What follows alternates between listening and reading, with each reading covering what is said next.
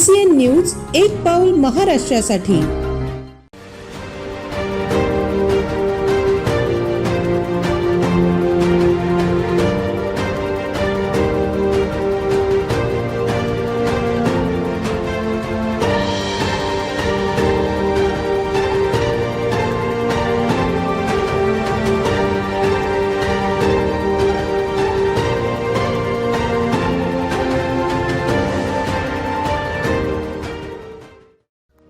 विदर्भातील बुलढाणा जिल्ह्यातल्या चिखलीसारख्या सोयाबीन पट्ट्यात स्ट्रॉबेरीच्या रूपाने चिखलीसह जिल्ह्याभरातील शेतकऱ्यांसाठी नवा आर्थिक पर्याय उभा राहिला आहे।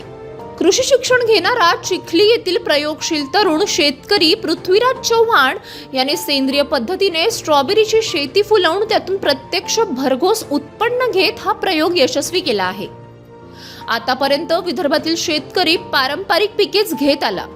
याची कधी ओला तर कधी कोरडा दुष्काळासह विविध कारणांमुळे शेती नुकसानीत जाऊ लागली आहे।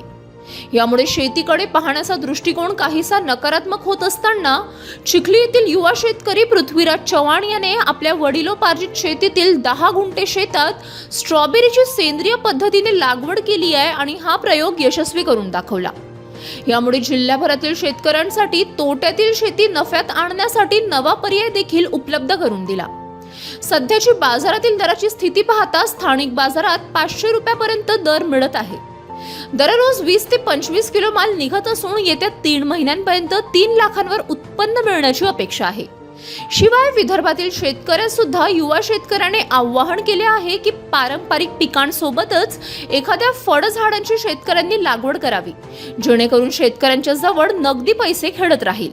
नेमकं मी आपल्या इकडची परिस्थिती बघून म्हणजे आपल्या इकडे प्रामुख्याने विदर्भात स्ट्रॉबेरी सोयाबीन हे पीक लागवड होते, तर त्यांना हमी भाव राहत नाही व शेतकऱ्यांना एवढं ते पुरवडत नाही।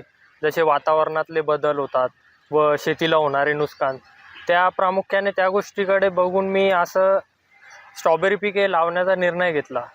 म्हणजे बेसिक मी माझ्या वडिलांसोबत नाशिककडे गेलो होतो। माझे वडील प्रामुख्याने शेतकरी व जोडधंदा शेतीचा जोडधंदा असणारे एक व्यावसायिक आहे। त्यांनी कांदा बियाणे या क्षेत्रात खूप मोठं नाव केलेलं आहे व चव्हाण बी या नावाने प्रसिद्ध आहे। तर मी बघितलं की आपल्या इकडचं कांदा बियाणे नाशिक येथे उगते, तर तिकडची स्ट्रॉबेरी का आपल्या विदर्भात उगवणार नाही, त्या तिकडे तसे त्या हेतूकडे बघून तर मी असं ठरवलं की आपल्या विदर्भात पण स्ट्रॉबेरीची लागवड करून बघू। तर मी 10 गुंठे या क्षेत्रात स्ट्रॉबेरीची लागवड केली व घरी काकांच्या मार्गदर्शनाखाली व वडिलांचा सपोर्ट होता, त्यामुळे मी हे यश प्राप्ती केली।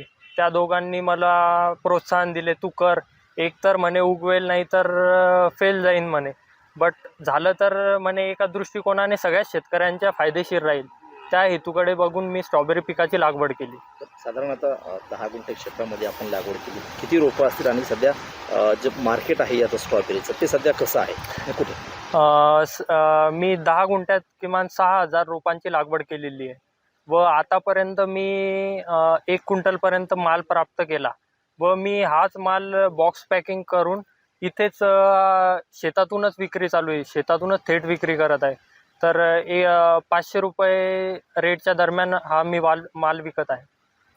साधारणतः याला खर्च किती आला असेल आणि उत्पन्न किती मिळू शकतं? याला नियर अबाउट 70 ते 80 हजार रुपये खर्च आलेला आहे व यातून उत्पन्नाची मी अपेक्षा 3 लाखापर्यंत ठेवत आहे। सुमारे 3.5 ते 5 क्विंटलपर्यंत जर माल निघाला तर नफा तोटा होऊन मला वरचे पैसे मिळेल। तरी साधारणतः शेतकऱ्यांना काय आवाहन करणार, कारण की आपल्या विदर्भामध्ये जास्तीत जास्त सोयाबीन पिकवलं जातं, त्याची हमी नसते, शेतकऱ्यांनी काय केलं पाहिजे? शेतीला म्हणजे वेगळं पारंपरिक पिकं सोडून वेगळं काय केलं पाहिजे, जसं तू स्ट्रॉबेरी केली आहे? मी आता BSc ॲग्रीचे शिक्षण घेत आहे। मी सध्या बारामतीला आहे, तर मी तिकडे बघतो की आपल्या विदर्भ आणि बारामती खूप फरक आहे दोन्हीमध्ये। जसं बारामतीकडे बघितलं तर प्रामुख्याने ऊस शेती व फळबागा, त्यातून शेतकऱ्यांना चांगला प्रतिसाद मिळत आहे व तिकडचे शेतकरी आपल्या विदर्भाच्या प्रमाणे जास्त सुखी आहे। तर मी त्या हेतूकडे बघून आपल्या इकडच्या शेतकऱ्यांना प्रामुख्याने हेच सांगेल की आपण सोयाबीन हे पीक न घेता तुम्ही वेगवेगळे फळांची लागवड करा.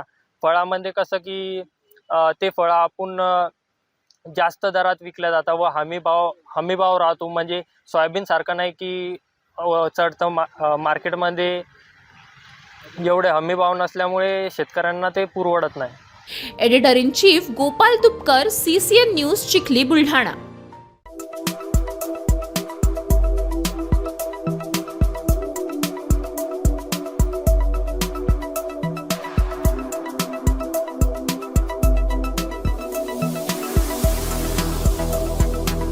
तसेच आपल्या भागातील महत्त्वाच्या बातम्या पाहण्यासाठी CCN न्यूज डेस्क चॅनलला सबस्क्राईब करा आणि बेल आयकॉन प्रेस करा.